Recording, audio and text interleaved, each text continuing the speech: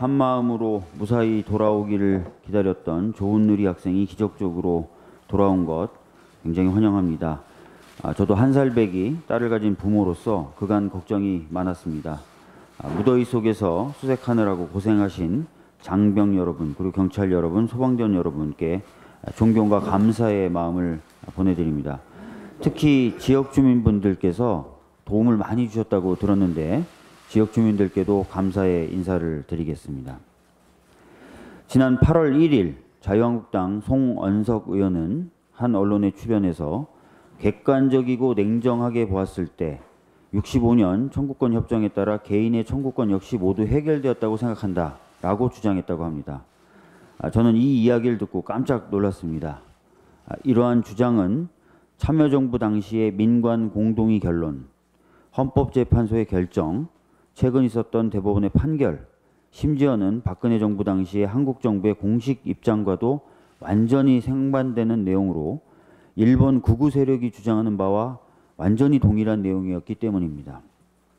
나아가 지난 주말 일본의 화이트리스트 배제 조치 및 한국에 대한 상식 이하의 발언으로 분노했던 시민분들이 자발적으로 참여한 촛불 집회에 대해서 홍준표 자유한국당 전 대표는 자신의 페이스북에 좌파 정권 전위대들의 행위라는 취지의 모욕적인 내용의 글을 게재하였다고 합니다.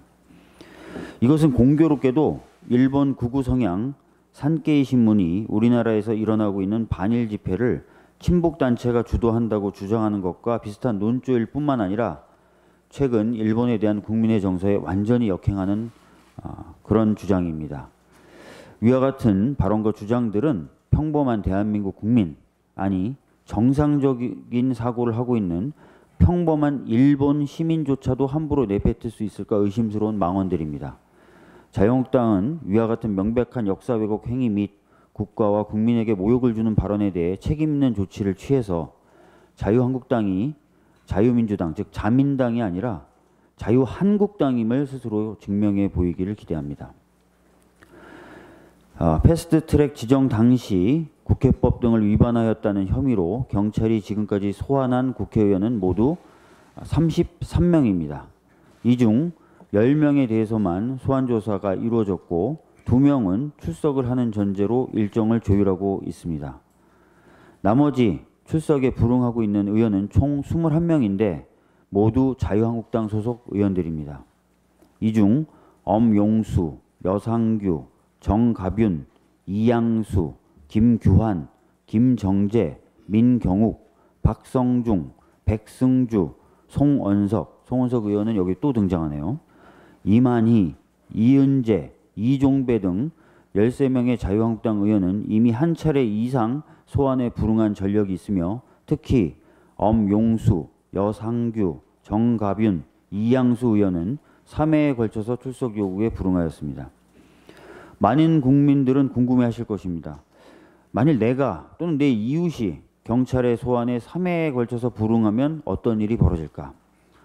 통상적인 수사 관행에 비추어 3차례 정도 출석 요구에 불응하면은 당연히 체포영장이 발부될 것입니다. 따라서 이 의원들이 3차례나 출석 요구에 불응하는 것은 국회의원의 특권에 의지하는 것이라는 것을 국민들은 모르시지 않을 것입니다. 그리고 아마 출석하지 않고 있는 의원들 본인들도 잘 알고 있을 것입니다. 국회의원들은 법을 만드는 사람입니다. 따라서 누구보다도 법을 잘 지켜야 됩니다. 국회의원들이 나서서 이렇게 법을 어기고 있는 상황에서 어느 누구 보고 법을 지키라고 할 수 있겠습니까?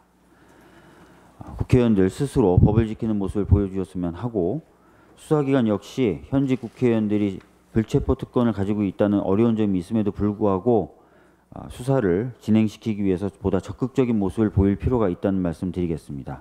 그것이 법 앞에 모든 사람이 평등하다는 것을 보여주는 것이자 국회의 신뢰를 조금이라도 회복할 수 있는 방안이라고 생각합니다. 국회의원들의 자성과 또 수사기관의 적극적인 노력 다시 한번 촉구하는 바입니다. 이상입니다.